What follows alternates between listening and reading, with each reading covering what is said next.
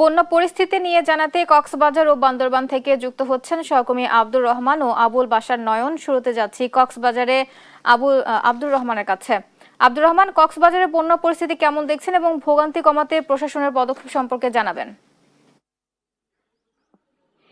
বুবলি যেমনটি জানাচ্ছিলেন, বন্যার পানি নামা শুরু হওয়ার পর থেকে কিন্তু ক্ষতচিহ্নগুলো বেশি উঠছে এবং বানবাসী মানুষের দুঃখের চিত্র আরো ভারী হচ্ছে বলে জানিয়েছে ভুক্তভোগীরা। এবং যদি বলি, কক্সবাজারের এই গতকাল থেকে কিন্তু কোনো বৃষ্টিপাত হয় নাই, যার ফলশ্রুতিতে কিন্তু বন্যার পানি দ্রুত নামা শুরু করেছে এবং সেই নামার ফলে কিন্তু যে ক্ষয়ক্ষতিগুলোর এতদিন পানির নিচে ছিল সেগুলো একটু আস্তে আস্তে বেশি উঠতেছে এবং মানুষের ঘরবাড়ি, ফসলি জমি, ক্ষেত, লবণ মাঠ এবং মানুষের যেই সহায় সম্বল ছিল, বিশেষ করে গোখাদ্য থেকে শুরু করে সবকিছু কিন্তু একেবারে এখন আস্তে আস্তে তাদের বেশি উঠতেছে বলে জানিয়েছে। এবং সবচেয়ে এই মুহূর্তে যে সমস্যাটি হলো যে নিরাপদ পানি সেটির অভাব রয়েছে এবং বিশুদ্ধ ট্যাবলেটকরণ পানি দিয়ে কিন্তু জনস্বাস্থ্য প্রকৌশল পানি বিশুদ্ধকরণ প্রক্রিয়া শুরু করেছে এবং কক্সবাজারের পানিবাহিত রোগগুলো কিন্তু পানের পানি কমার পর থেকে শুরু হওয়ার সম্ভাবনা বেশি রয়েছে বলে জানিয়েছে স্বাস্থ্য বিভাগ। এবং কক্সবাজারের এই মুহূর্তে যদি বলি, কক্সবাজারের ক্ষতির পরিমাণ কিন্তু এখনো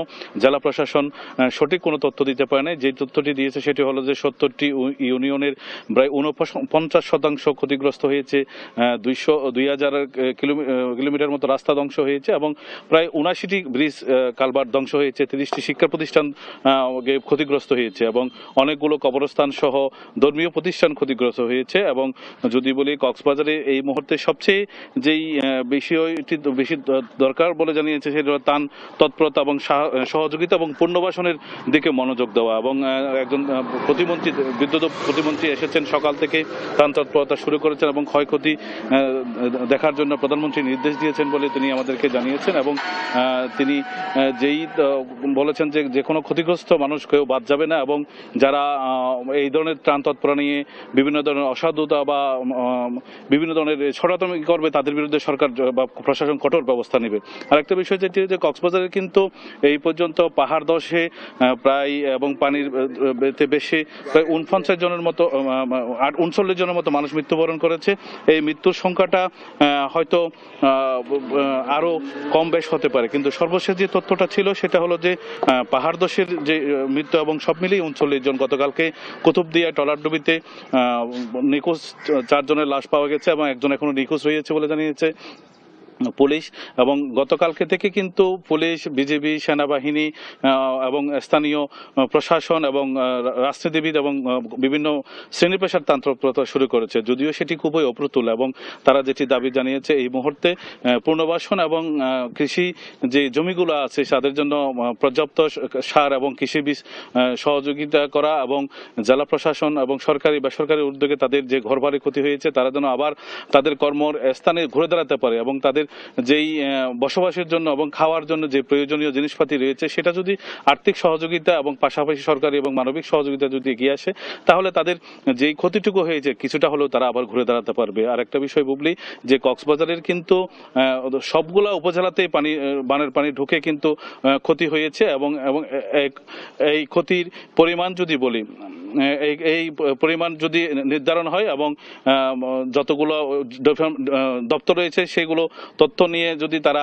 সঠিকভাবে সরকার এবং বেসরকারিভাবে এগিয়ে আসে তাহলে এই ধরনের বন্যায় ক্ষতিগ্রস্ত, বিশেষ করে পাহাড় ধসের যে কারণগুলো এবং পানি জলবদ্ধতার জন্য সুইচ গেট বন্ধ রাখা, মাছ চাষের জন্য যারা যেভাবে অপতৎপরতাগুলো চালিয়ে গেছে তাদের বিরুদ্ধে আইনি ব্যবস্থা না নিলে পরে কিন্তু এই ধরনের পরিস্থিতি দ্বিতীয়বার শিকার হবে না। এবং এই ধরনের পরিস্থিতির এড়ানো যদি না যায় তাহলে এই ধরনের বন্যা এবং এই ধরনের জলোচ্ছ্বাস এবং পাহাড় ধস সবসময় এটা লেগে থাকবে বলে জানিয়েছে ভুক্তভোগীরা। এবং তারা চায় এই ধরনের একটি স্থায়ী বেড়িবাঁধ হোক, পাহাড় ধসের জন্য পাহাড় কাটা বন্ধ হোক এবং পাহাড় কাটার ফলে যে নালা নর্দমা ভরে যায় সেই নালা নর্দমাগুলো পরিষ্কার করা হয় এবং জলবদ্ধতা নিরসনের জন্য পানি যাতায়াতের ব্যবস্থা করা হয়।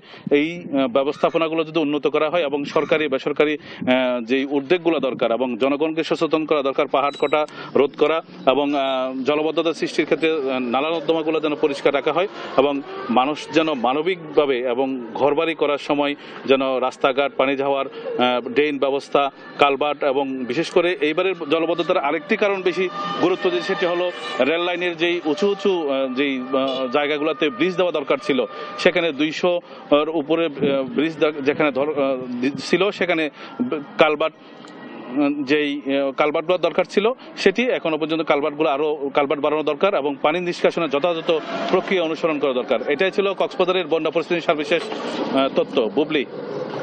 আব্দুর রহমান, আপনাকে ধন্যবাদ। দর্শক, কক্সবাজার থেকে জানাচ্ছিলেন আমাদের সহকর্মী আব্দুর রহমান।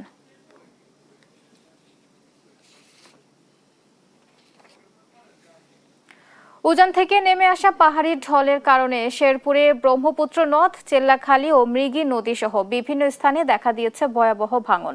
এ নিয়ে আরো জানাতে সরাসরি যুক্ত হচ্ছেন সহকর্মী নাঈম ইসলাম। নাঈম, ভাঙন ঠেকাতে কি পদক্ষেপ নিয়েছে প্রশাসন, স্থানীয়রা কি বলছেন জানাবেন। আপনি যেমনটি বলছিলেন, শেরপুরে বিভিন্ন নদ নদীর তীরবর্তী জায়গাগুলো কিন্তু ভাঙ্গন দেখা দিয়েছে।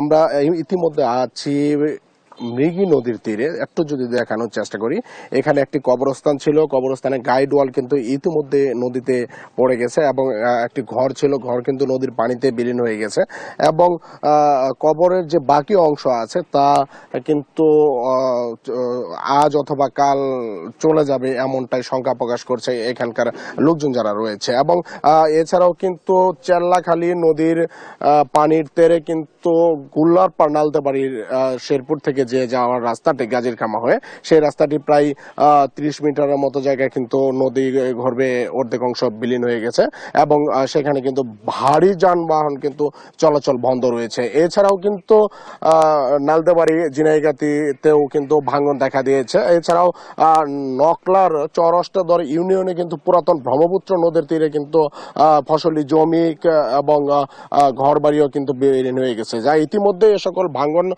কবলিত এলাকা পরিদর্শন করেছেন জেলা প্রশাসক ফরিদা ইয়াসমিন এবং তিনি পানি উন্নয়ন বোর্ডকে নির্দেশনা দিয়েছেন যে দ্রুত গতিতে যতটুকু সম্ভব এই ভাঙন ঠেকাতে। আমরা এখন কথা বলার চেষ্টা করব একজন ক্ষতিগ্রস্ত পরিবারের সাথে, যে তিনি কি ধরনের সংখ্যা প্রকাশ করছেন। জি, আপনার আমাদের বাড়ি ঘর সবকিছু গেছে, আমার বেড়া বেডি নাই না, কিন্তু আমি কোন জায়গায় যাবো, আমি কোন জায়গা পাইতাছি না। আপনাকে 10 দিনের টনে আমার বাড়ি ঘরটা জীবে হোক ভালো করে দেওয়ার চেষ্টা করেন। আমি সরকারের কাছে আবেদন করলাম, আমার নাই নাতিন বেড়া বেডি, আমরা 4-5টা সরি, আমরা এই জায়গায় পানির মধ্যে আছে কতদিন তো না বাঁচতেছি। আমার স্বামীর গুরুস্থানরা সেও ভাঙিয়ে গেছে ঘর বাড়ি শ্রদ্ধা। আমি আপনার কাছে আবেদন জানাইছি, আমার কি ব্যবস্থা করে দিবেন। আমি থাকার মতন কোনো আমার জায়গা সম্পদ নাই, আমি কলাই কাজ করি ভাত খাই, আমি বিধবা মানুষ। আমার এন্তরিয়াটা বিধবা কাঠও নাই, আমার এন্তরিয়াটা স্বামী বিধবা কাঠও নাই। এই যে শুনছিলেন একজন আসলে ক্ষতিগ্রস্ত পরিবারের আহাজারি, তিনি জানাচ্ছিলেন তার কথাগুলো। এরকম শেরপুরে যে বিভিন্ন নদ নদী, মহারশি, সোমেশ্বরী, চেল্লাখালী, ভোগাই, মৃগী এবং পুরাতন ব্রহ্মপুত্র নদ সহ যে সকল জায়গায় ভাঙন দেখা দিয়েছে, ইতিমধ্যে এ সকল ভাঙন এলাকা কিন্তু জেলা প্রশাসক ফরিদা ইয়াসমিন তিনি পরিদর্শন করেছেন এবং ভাঙন রোধে এবং ক্ষতিগ্রস্ত পরিবারকে সহায়তার জন্য সংশ্লিষ্ট দপ্তরকে কিন্তু ইতিমধ্যে তিনি নির্দেশনা দিয়েছিলেন। এবং শেরপুরে কিন্তু আরেকটু জানিয়ে রাখি, বন্যা পরিস্থিতি কিন্তু স্থিতিশীল অবস্থায় রয়েছে এবং প্রত্যেকটি নদ নদীর পানি কিন্তু বিপদ সীমার নিচেই এখন পর্যন্ত রয়েছে এবং ক্ষয়ক্ষতির পরিমাণ কিন্তু পাহাড়ি ঢলের কারণে তেমন একটা এখনো হয়নি। তবে সংখ্যা প্রকাশ করছেন এখানকার যারা সীমান্তবর্তী লোকজন রয়েছেন তারা, যে ভারতের মেঘালয়ে যদি 1 থেকে 1.5 ঘন্টা ভারী বৃষ্টি বর্ষণ হয় তাহলে কিন্তু চেল্লাখালী, মহারশি, সোমেশ্বরী এবং ভোগাই নদী হয়ে কিন্তু নালতেবাড়ি এবং ঝিনাইগাতি ও শ্রীবুদ্ধিতে কিন্তু বিস্তীর্ণ এলাকা কিন্তু প্লাবিত হবে। এই ছিল আমার কাছে শেরপুর থেকে বন্যা পরিস্থিতির সর্বশেষ খবর।